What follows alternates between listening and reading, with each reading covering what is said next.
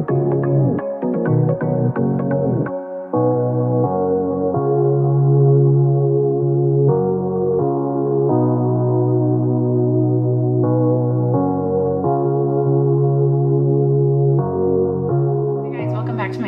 name is Sarah if you are new here. Today I have 4 new recipes to share with you. These are recipes that we have never tried before. We had a week of eating just what we had in our house, and so I thought it would be fun or nice or a good change up the next couple of weeks then to incorporate some new recipes.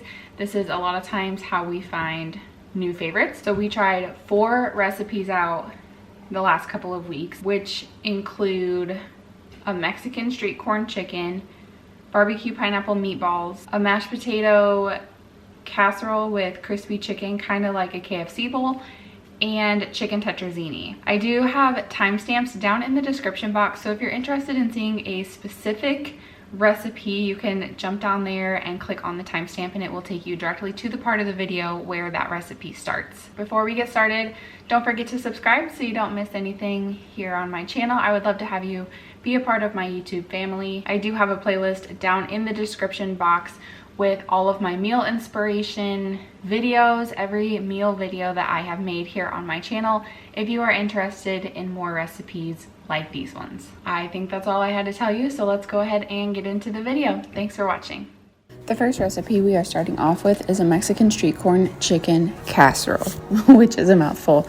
But this is a really good recipe and the leftovers were also really good. So highly recommend this one if you like the ingredients that will go in it. So first, I'm just starting up by cutting my chicken breast really thin. Mine were still a little frozen, so it actually made this process pretty easy. And then I just put a slit in all of them so that the juices and sauce could kind of soak down in there. So you're going to put them in a greased 9x13 is what I have, and you're going to season them with some salt, some paprika, and some garlic. And you want to do that on both sides.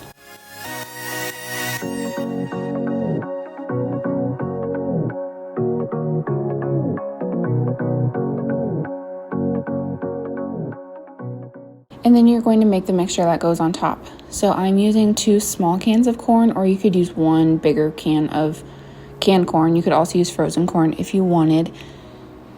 And then you're going to add in some mayo, sour cream, and I will leave the recipe linked down in the description box if you would like exact measurements for this. The juice of 2 limes. I actually think it calls for a specific measurement of lime juice, but I just used 2 limes, and I need to invest in one of those like citrus juicers because I always have such a hard time juicing lemons and limes, but I've been using them more lately because I think it really tastes really good.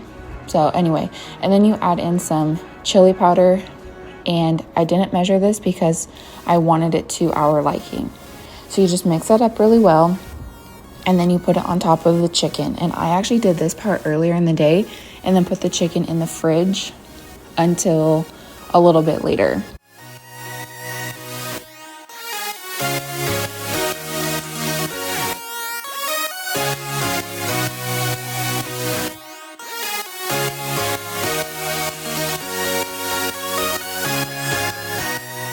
And then the only thing you have left to do is bake it. And after it is baked, you put on top some cilantro and some queso fresco. I served this with tortilla chips, and then I had some homemade refried beans that I made up, and this was really good. And my husband took it as leftovers also for dinner for a couple nights for work, and he said it was super moist and tasted just as delicious as when it came out of the oven fresh. Okay, so today we are going to be making, I guess maybe I should have looked up the name of it first. Okay, so today we are making pineapple barbecue meatballs. Typically I do voiceovers for my videos because while I'm making dinner, there's a lot of noise going on in my house between my husband and my son. Usually we have the TV going or the music on for background noise so it's not quiet. And I just don't want you to have to listen to the chaos. But I am actually prepping these meatballs early. It is nap time. My husband works nights and sleeps during the day, and so my son goes and takes a nap with him, so they are both asleep, so it is quiet in here right now. I'm going to take this time to prep these meatballs so that when it comes dinner time, all I have to do is bake them and make the sauce, make the rice, and call it good. I figured I would actually explain what I'm doing instead of doing a voiceover for this one, and then you guys can let me know if you prefer the voiceovers, if you prefer this, if you like a combination, or if it doesn't really matter to you. For the meatballs, you need a pound of ground beef, and it looks kind of gross because I had to defrost it. Pulled it out of the freezer this morning and it wasn't quite thawed all the way through. Some salt and pepper, which is here in this. An onion that I'm going to finely chop up.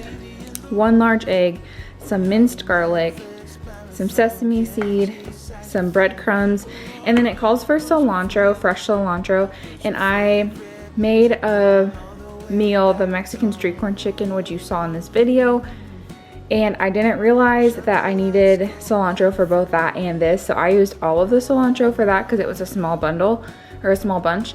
So I'm just gonna use dried cilantro, and I'll add a little bit more so that the flavor is kind of the same. I prefer fresh, but we're gonna make do with what we have because I am not running to the store, which is 25 minutes away, just for cilantro.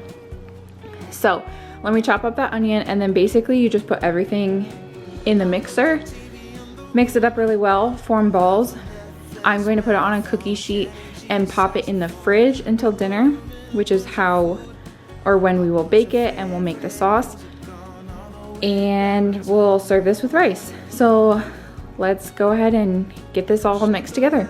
This recipe specifically says to use a mixer or a hand mixer to really get the meatballs well combined. So I'm just gonna use my KitchenAid here. I love my KitchenAid. I leave it on the counter because I use it so often. It's really handy for a lot of things. I do have a hand mixer, but I thought this was just easier today than getting that out. We're gonna use this, and basically you just combine all of your ingredients and mix it up really well until you have your meatball mixture. So I am starting with the ground beef. I'm gonna wash my hands. And very rarely do I actually measure things out, except for when I'm baking, because baking is more of a science and I don't understand how baking powder and baking soda and all of that works. Otherwise, I pretty much just eyeball it because I've been working in the kitchen for a very long time. I will leave the recipe down below though, in case you are not as comfortable and you want the exact recipe. It does call for 1 large onion, and this onion that I just chopped up was like extra large, so I'm gonna use about half of it because I know if I put too much onion in there, my family's not going to like it. So I will add in about a half of the onion that I chopped, and I did chop it up pretty fine. You can use more or less, and then I'll just save the rest for another recipe this week. You need some garlic, and I'm just using the pre-minced jar of garlic. It also asks, or it calls for 1 scallion. I don't have that, and so I'm just not even going to add it. I think we'll be okay. 1 large egg. 3 tablespoons of breadcrumbs.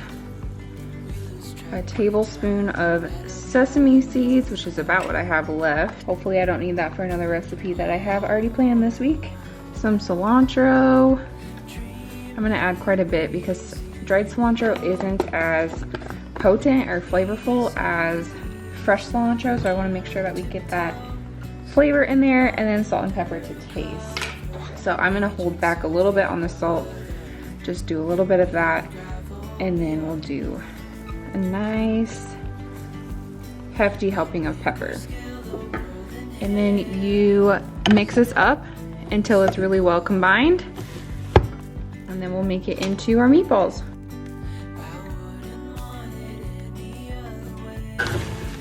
Did you guys see that fling off the back?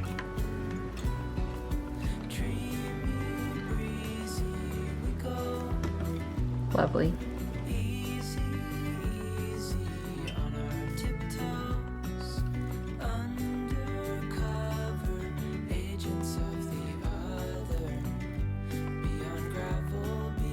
Okay, I think I'm gonna add just a little bit more breadcrumb. Mix that up. Okay, that looks good to me. Here is our meatball mixture. Looks pretty good to me.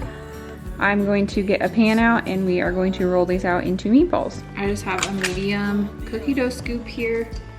I'm gonna scoop these out and then I will roll them with my hands to get them in a better shape.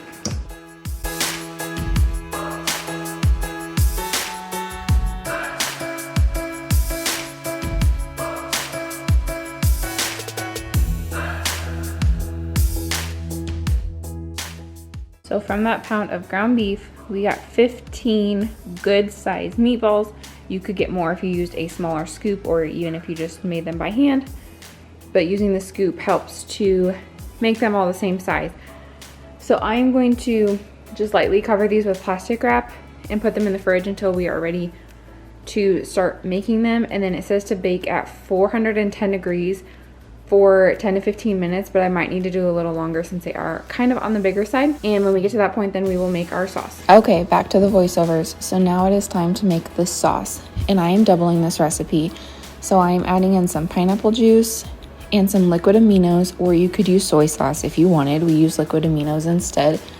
Some tomato paste, which is the only thing I didn't completely double because I just had this small can of it.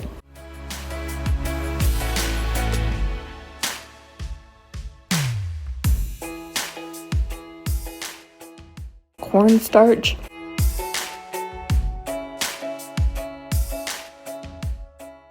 some molasses,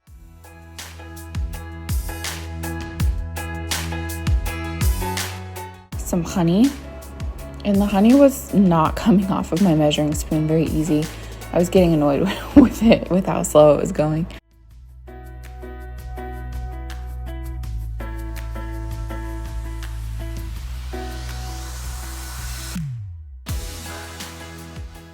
Some sesame oil,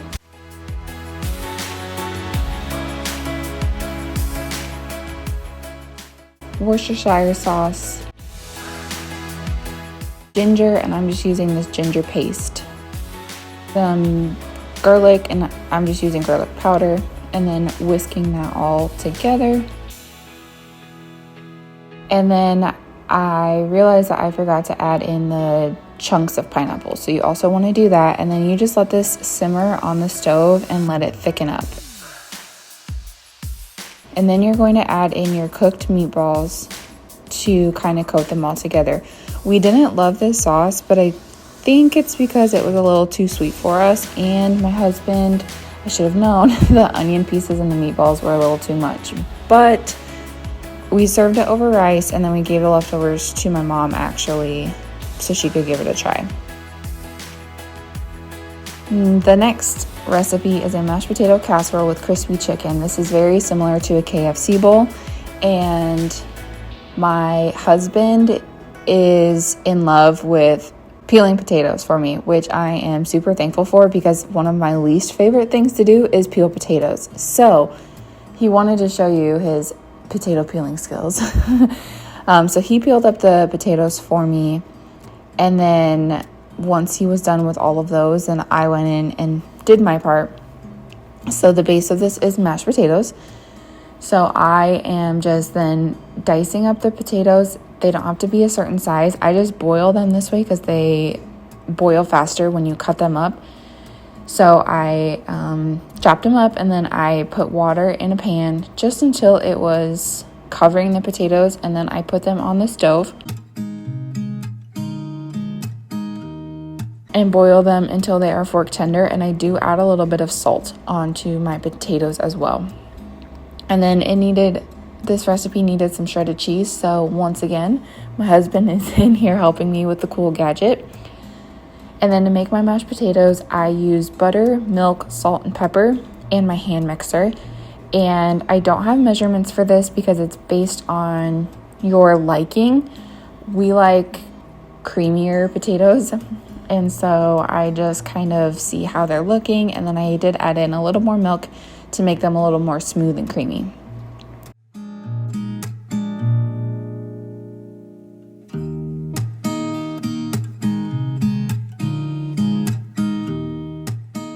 And then you're going to take a dish. You could use a small baking dish. I just used a pie dish, and spray the bottom and put your mashed potatoes in the bottom. And then you are going to take a can of corn and put that on top. After your corn is on there, you're going to layer the shredded cheese. And I did put a little salt and pepper on top of that corn. And then you're going to put some chicken tenders. I'm using frozen. I think these are like the mostly cooked ones these are the Tyson brand. And you chop them up into pieces, put them on top there, and then you put that in the oven.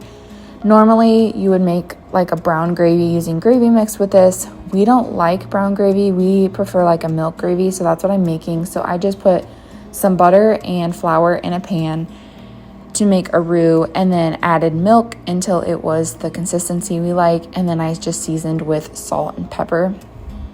This is what it looked like when it came out. We just cooked it until those chicken strips were done and crispy, and this is just how we served it. We put the gravy over top, and I didn't make anything to go with it. But this was really good. So I think even with a brown gravy, if you liked that, it'd be really good. And like I said, it tasted like a KFC bowl.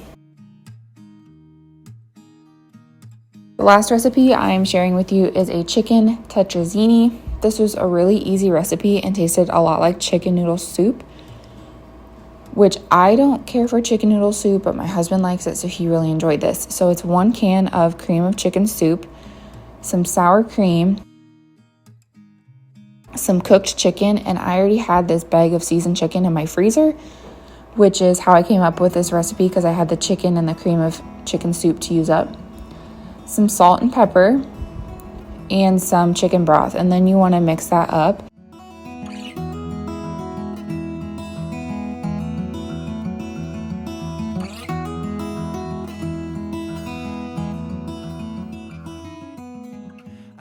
And you are also going to melt some butter to put into this. So while I was mixing it up, I was melting some butter in the microwave, and you add that in there as well.